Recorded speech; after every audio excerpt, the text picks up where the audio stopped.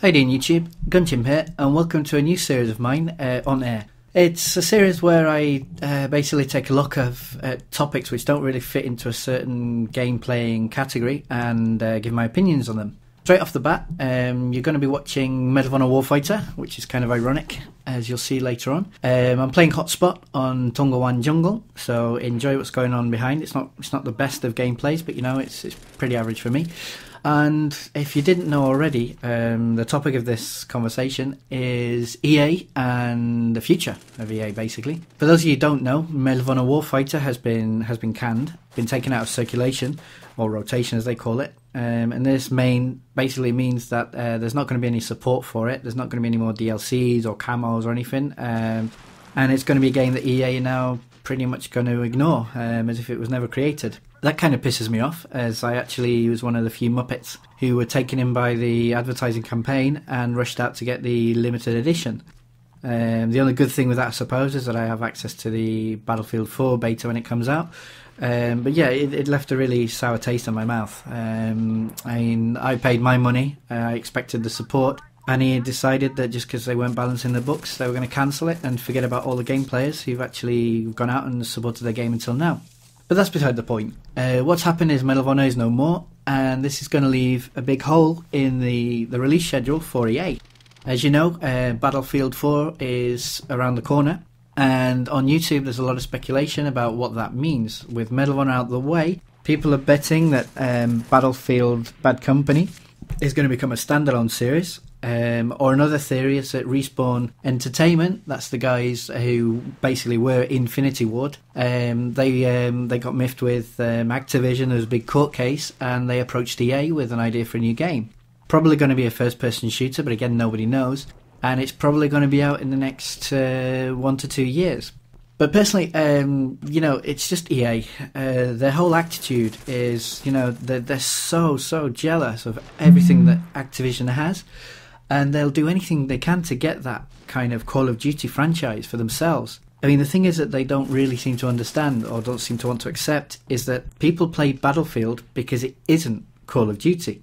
You know, I mean, I'm not attacking Call of Duty, so don't start saying that I am and all that stuff. I mean, Call of Duty is a great game, you know, it's different, it's fun if you've got 10 minutes to kill. But Battlefield is more for the serious gameplay, you know, the guy who likes tactical shooters, who likes bringing up tactics, flanking maneuvers, communicating with team. You know, teamwork is very important in that game.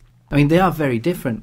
But the problem is, EA are just looking with really, really jealous eyes of everything Activision has, and they don't really care how they achieve it. Personally, I think it's bad. I mean, I don't want to see Battlefield turn into another Call of Duty. By any means. I mean, Battlefield, I play Battlefield more than Call of Duty because I like what Battlefield offers me. I like the choices, I like the teamwork aspect. I don't want to play Call of Duty. If I want to play Call of Duty, to be honest, I'm gonna play Call of Duty.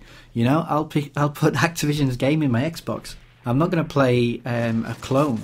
I mean, what's the point? You just go to the original.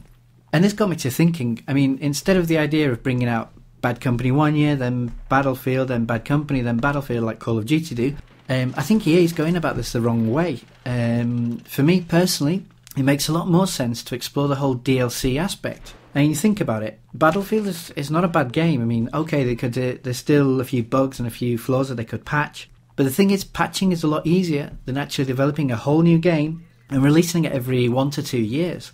I mean, for me personally, gaming is getting really expensive. I mean, I live in Spain, so a new release, you're looking at 60, 70 euros, which is a lot of money. I mean, you know, we have the biggest unemployment almost in Europe. People just don't have money to play games anymore. Sorry, just taking a sip of tea. So basically, you know, to ask people to go out, fans of a series, and pay a hell of a lot of money every year or 2 years just isn't on anymore. You know, we're living in a recycled world, so I don't know why EA can't just decide that, you know, there's two choices. If you're a serious first-person shooter player, well, really you've got three choices. There's the sci-fi shooters like Crysis, like Halo, for those that like that kind of thing. Then there's the Call of Duty series, for those who prefer, you know, fast-paced action without a lot of really teamwork or thinking about it. And then you've got Battlefield for the serious gamers, usually gamers like me, around 35 and above, who basically want to get together with their friends and have a laugh. There's a serious Battlefield players like in any other game, but then there's also the casual gamers who just, they meet up to work together to achieve a goal. And, I was thinking, DLCs, what you're talking about, $10-15, something like that for a DLC. And with a DLC, you can do so much. You can take aboard all the critics from the community, the flaws that they find, and you can fix those in patches. But then you can also, give new life to the game. Think about Battlefield. We've had Close Quarters, which is a completely different game mode, trying to get into the whole Call of Duty aspect, and it didn't really work, to be fair. They had Gunmaster, which is kind of like gun game, I think it's called in Call of Duty. And then there was Close Quarters, Combat Domination, which was basically, really small maps, fighting over 2 or 3 objectives. And, it was really in the Call of Duty vein of things. It wasn't really Battlefield. Then they had Armoured Kill, which introduced, there was the gunship, which had a bit of a love-hate reaction from the community. There was the Tank Destroyers, which personally I really like. And, they had Back to Karkand, which gave us 10 new weapons. And then if you have Premium, which is the Premium Club, which cost, I think it was about €50 or something like that. I can't remember now. But basically they give you new assignments to unlock new dog tags or camos for your soldier or for your guns. And, and that kind of thing basically brings a whole new life. It brought people back to Battlefield. When it was getting stale, they usually launch another DLC. And basically, people will pick up the game again. They'll get to a point like I did where, you get bored. Every game's the same. Every match is pretty much the same. There's not a lot else you can do. I started going to try and get 5 service stars with every weapon. So I unlocked the shotguns, which I never really used, light machine guns, which I hate, just because of the recoil and the fact that the bipod, on Xbox at least, never works. And now the only things I have left, I think, are the mines, the C4, and the pistols. And that's due to the fact that I was playing more team deathmatch, just as a way of getting kills with weapons a lot quicker.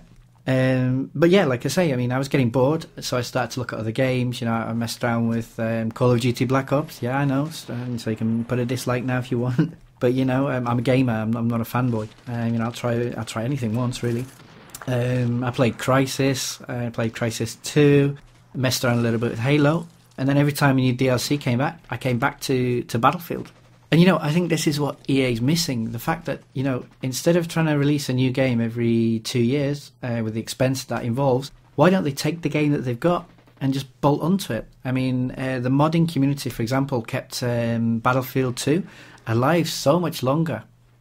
Just because, people really liked what the series offered, and they wanted to experiment with their own ideas, their own style, their own mods, basically, And Skyrim is another great example.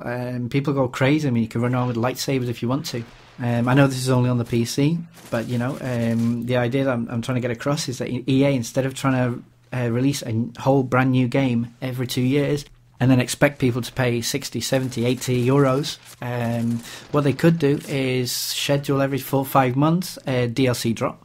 And bring new life into the game. They can offer new maps, they could offer new game modes, they could offer camos, because I know people are really crazy for camos and things like that, just to try and make their soldiers stand out. One thing that I'd like to see in the next Battlefield game, for example, is if I've got to 5 service stars with a certain weapon, that it should look a little different, or it should look a little battered, or maybe I could get a new type of attachment, a new sight, for example, or a new underslung weapon. I'm not quite sure what right now, thinking on the top of my head, but you know what I mean. Or for example, I'm running around in a tank, and I can change the colour scheme, or maybe put a flag on it, or a new kind of weapon. I don't know.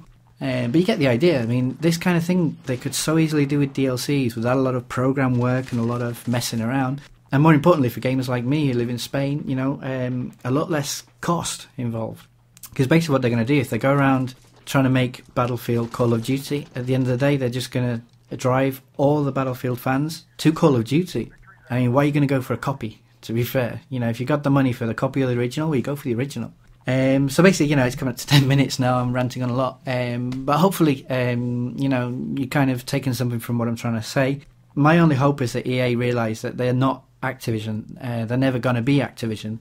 And to maybe go a different route, listen to the community, see what the community want, because at the end of the day, without the gamers, they haven't got anything. And go around the whole DLC route. So, that's my opinion anyway. I'd be quite interested to hear what you guys think, so please leave comments in below. And as always, I mean, if you think I've got a point, or if you just like to give me some support, a like or a sub to my channel is always helpful, and I'll catch you on the battlefield. Take care, guys.